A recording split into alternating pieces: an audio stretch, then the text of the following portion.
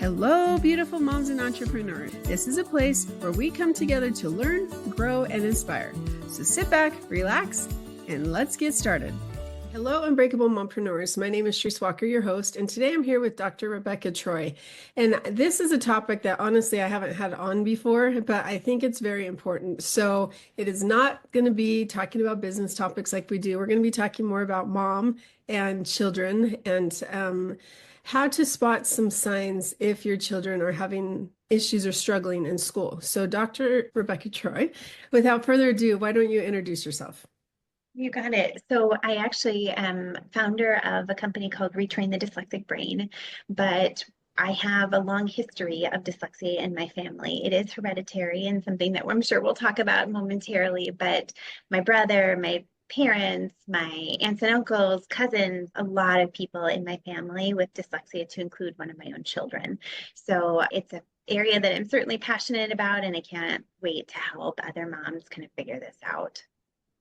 You know, I didn't even know about dyslexia until I think I was in seventh grade. And one of my friends, she was really struggling in school. And finally, they tested her and found out she had dyslexia. And that was the first time I've ever heard that word, right?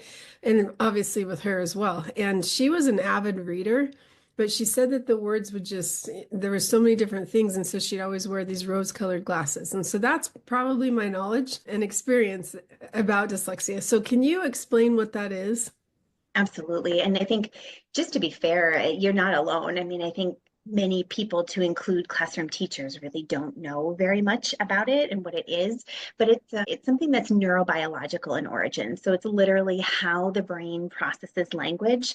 And so if we were to put two people side by side, one with dyslexia, one without, we wouldn't really notice a ton different when eyes are at rest. But the minute that we ask for a language task, whether it's, hey, read this word, or read this sentence, or read this paragraph, or spell this word, or write me this essay, or even recall this list of words, I am going to respond very, very differently neurologically if I have dyslexia. And so there's kind of two main areas without getting totally technical, but there's one in the back of the brain where vision is controlled that literally has little to no activity during a language task, which is why when those letters go in, the brain really just doesn't know what to do.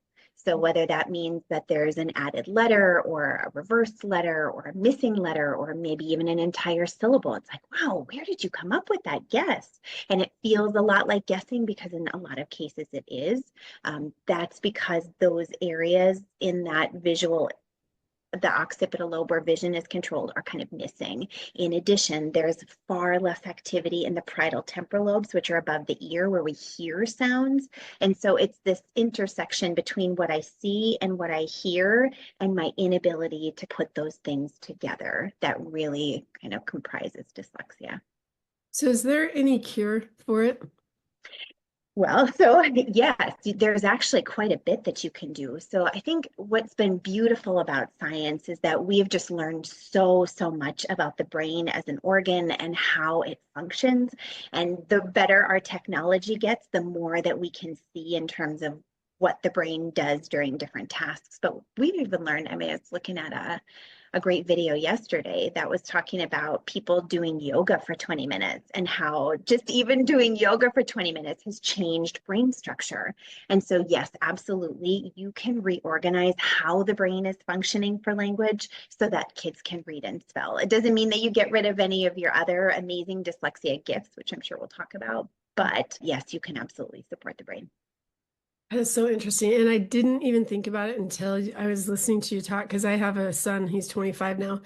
But if you ask him to write something down, it's like the world has ended. And it will take, I'm not joking, when he had to do math, he can do it in his head just fine. But to try to write something down, it literally 18 problems would take 18 hours. And I am not exaggerating about that. And so how do you know if he has, someone with dyslexia, what are some of the warning signs?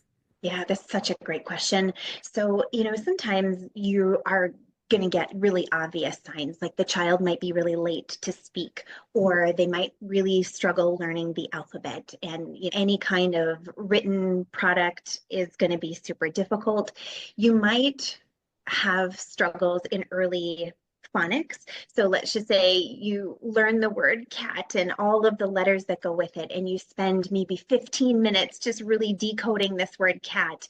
You get to the same word 2 lines later, and it's like you've never seen it before. And so it can be super frustrating for the kiddo, for the parent, for the teacher, because it's like, man, we keep doing the same thing over and over again, and we're not making any progress.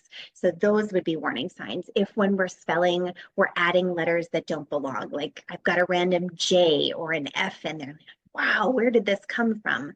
Warning sign. If I'm missing sounds or I'm missing an entire syllable, that's another sign that, like, the way that my brain is actually seeing and hearing language isn't really firing the way that we would expect. The biggest one that I would say that comes up as kids age is there becomes this discrepancy between intelligence and language performance. So here's this super smart kid, you'd have a conversation with them and you're like, wow, you have so much to say and all these great ideas.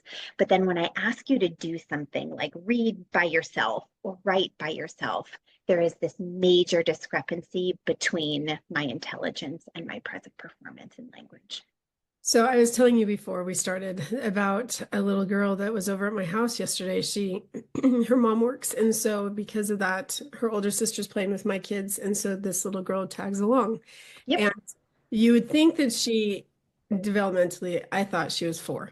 And so when I asked how old she was, first of all, she couldn't even answer. And so someone else answered for her and she was 7. And so I'm thinking, because I was thinking maybe she's in preschool since there's preschool at this elementary school. No, she's in first grade for the second time. And I said, well, do you want to go read a book? And they said, nope, she can't read. And I'm like, oh my gosh, this is your second year in first grade and she can't read. And so I said, well, let's go look at a book. She wouldn't, like, she shut down completely. And so I'm thinking, okay, lots of different things I was thinking, but one of them was, how is she in first grade for the second time, halfway through it now, really? And who's helping her? What's happening? And I'm not blaming anybody. It's just she is struggling clearly. Who can help? And so what type of resources are there available in schools, and what should the school do versus the parents versus working together as a team? Yeah, such a great question. And the answer is really icky. It depends. Yeah. So when you are in some districts throughout the US, you are mandated to have early screening, which means that in kindergarten, first grade, second grade, even third grade, there is screening available and test that would tell you this is what's going on. You might have a reading difficulty, and then there are interventions that can be put in place early to support the child. In a lot of cases, people don't know what dyslexia even is.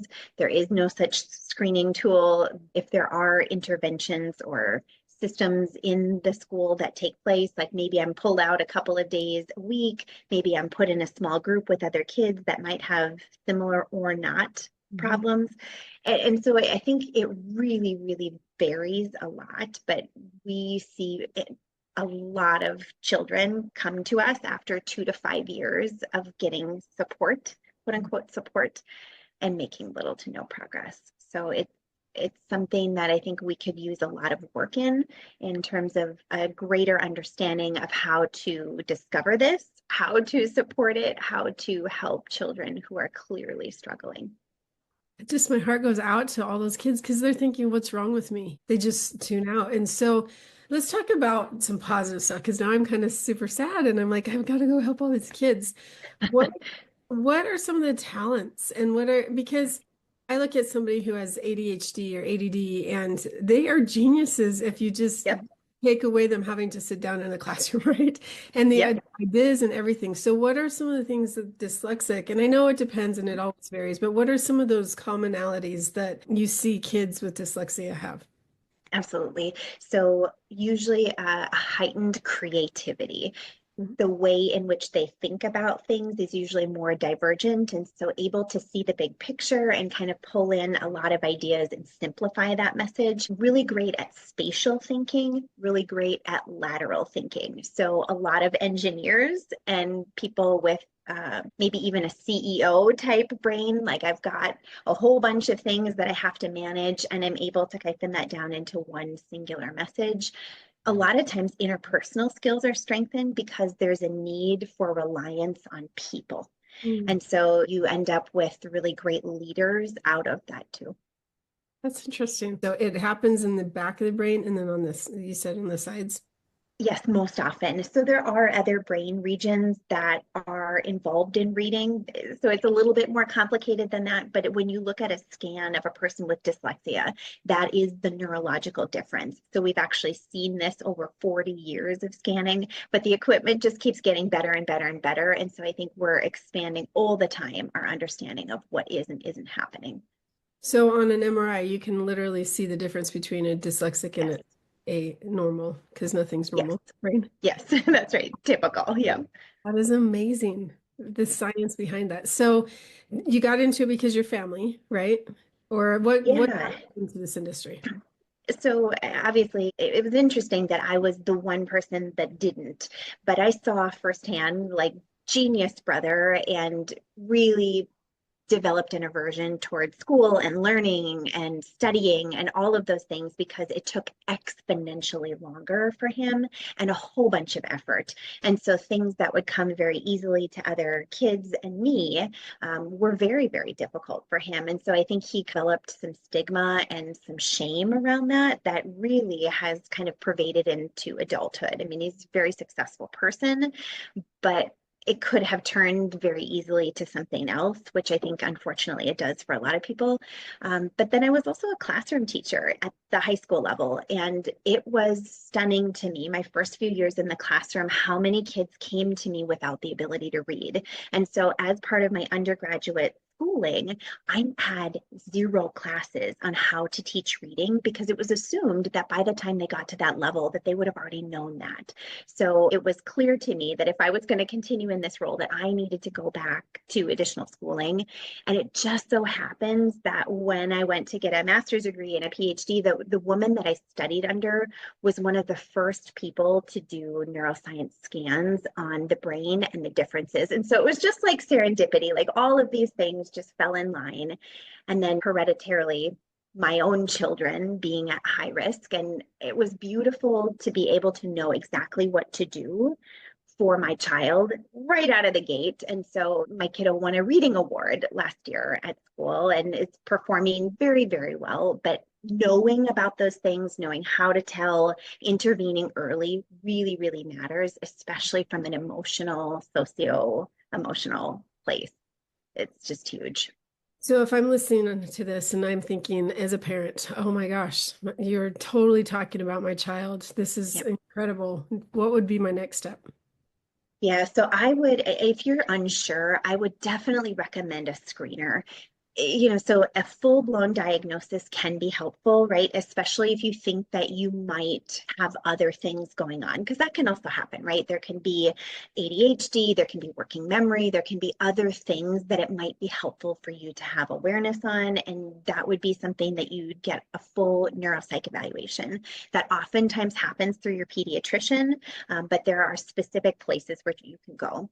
The issue with that potentially is that they can be expensive. There's often a wait list of, 6 months plus, and it's a piece of paper. So you don't leave with a strategy of what to do next. You just leave with information, which can, again, be valuable. But with a screener, you have the ability to know with more certainty that, yes, I'm at risk. And so there's a great, I'll send you a link of how to use this screener, but you can also go to our website at drrebeccatroy.com, and on the top of that page, there's a link to a screener. It's only going to take you 20 minutes, but it's a phonological awareness assessment, it's a reading assessment, it's a spelling assessment that are going to tell you with certainty, like I've got 3 data points now, plus all of these other behavioral things that we teach you.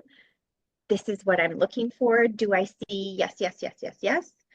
And if so, it can be a really important tool then to say, I better think about getting some support because it looks like the signs are pointing to, yes, we do have this. So what if me as a listener is listening to this and going, oh my gosh, I've been going through this my whole life. This is what I'm struggling with. Is there an age limit on this screening or what? No. So the test is normed for age 5 to 99. If your child is younger than 5, there is a subtest that's younger. So you just email us and say, hey, my kiddo is younger than 5 and I want to test, and we would be happy to give you the other version of it. That's for younger kids. But the brain does change a little bit in how it learns by 25. So before 25, we have both active and passive plasticity. And so our brains are a little bit more sponge-like, and it's easier for us to learn things. The brain is still malleable for adults. So please don't think if you're an adult listening and this is like, you're describing me. Yes, you can still do something about this. It's just going to be that you have to be explicit about it, and the repetition is really important. I love this because I do believe there's a lot of people out there that's just like, seriously, why can't, and they Yeah, would, and they didn't know. yeah, like my friend that I told you about at the beginning, it took her, I think, 20 years to get her bachelor degree, but she did it, like, because Yes. she took one class at a time. But you know Yep. what? I think that is phenomenal that she was so dedicated, and she did take some time off too, but she accomplished a goal. She just realized she had to, because she hasn't had that help, that she just had to take it slower. So Yeah. it's Yep. amazing. I think, it's such a great point that anything is possible. You can do anything you put your mind to, but there can be ways to make it easier. And so that early awareness is really kind of best practice. And, you can't blame yourself if you didn't know you didn't know. But when you know, I think that there are some really great ways to support the brain in learning how to use those areas that we just didn't know about back when probably you or I were going through school, that it just wasn't a thing back then. So, how much do schools help? Could you say, because I know with my son, it took me 5 years actually. I kept requesting help every single year. Like, can you please test for this or can you please test for that? Because I didn't have a good pediatrician and I didn't know they were my first. And so, Yeah. is there help through the schools that can do this? You mentioned screening, but more than that. So unfortunately, it depends. Yeah. It's not the greatest answer, but it's true. So the school psychologist does have a lot of screening tools available to them in most cases. Some schools, unfortunately, they don't provide those kind of tests for the school psych, but that would be part of a special education evaluation, is to do an intelligence test. And then there's also some language metrics, reading tests, writing tests. And so again, anytime that you have those data points where I've got the discrepancy between intelligence and language skills, I do have the ability to say, whoa, wait a second here. IQ's way up here, but we're functioning very, very low in some of these areas. And if the person knows enough to say, that's dyslexia, this is it, then they can maybe move into support. But oftentimes people don't know that that's what it is. And then again, it depends on whether or not the school has adequate support. Um, what we find is that we get the best results by giving these supports to families. So we give it right to mom and we say, okay, mom, and in some cases, dad or grandma and grandpa, but here's what you need to do for 10 to 15 minutes every day. And if you give this repetitively to the brain, then suddenly we have these massive changes in 4 to 6 months, as opposed to years and years of going to the same tutoring support and barely making any progress. Yeah, because it's masses versus individualized. Okay, so what do you do? And if I'm listening, like ready to jump out of my seat because I'm like, oh my gosh, this is me, this is my child. How do they get a hold of you, or what do you do? Yep, great question. So if you go to drrebeccatroy.com, it'll have everything that you will need in order to reach us. So that screener will be up at the top. There's also a free webinar that really just walks through some of the 5 shifts that you need to make in order to get the brain functioning differently. And so if you're brand new to this and you're like, I just need to learn, that would be a great watch. It's about 45 minutes, and I would highly recommend that. If you know that you have already been struggling and you've been doing tutoring and you're not making any progress, we offer complimentary calls through our team to see if it would be a fit. And so then I would recommend that you just connect with the team and say, hey, you know what, I was listening and I think that this might be a fit. And the team will really help you to see if you are, in fact, a candidate for the support that we offer. I love that. Great. So any questions I didn't ask you that I should?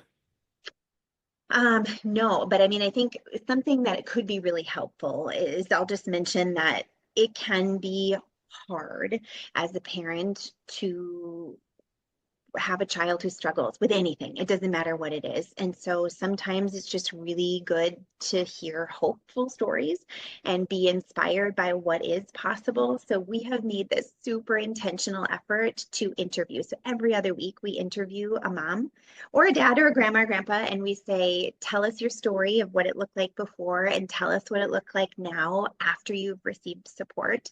And I think that that would be just such an amazing place to go. So we've got it on that same website I was telling you before. It's also on YouTube. It's on a lot of our social media, but I would just inspire yourself, especially if it feels kind of heavy and dark, like, oh, it's never going to get better. I promise you it can. It's true. As long as you keep fighting. I think that's the thing is right.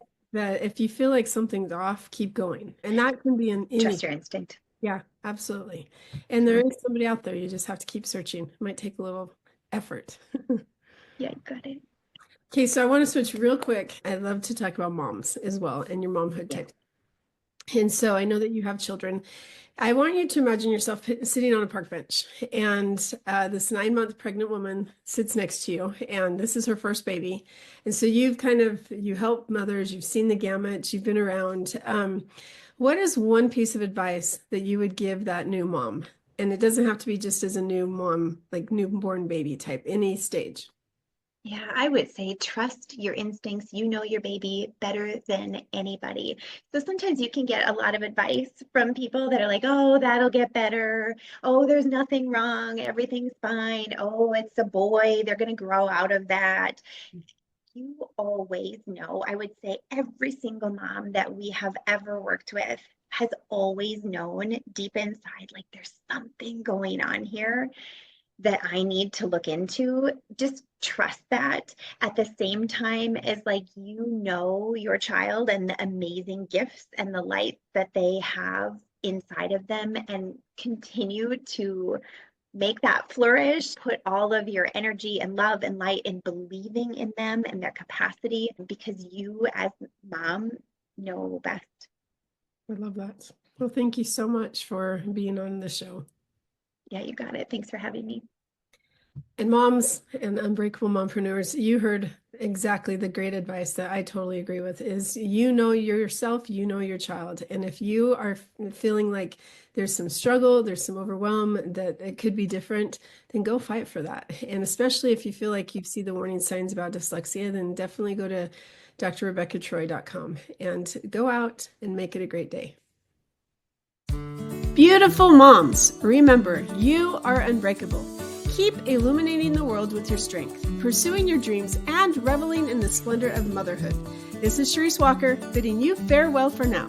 Stay tuned for more empowering conversations on the next episode of the Unbreakable Mompreneurs podcast. Until then, keep shining bright.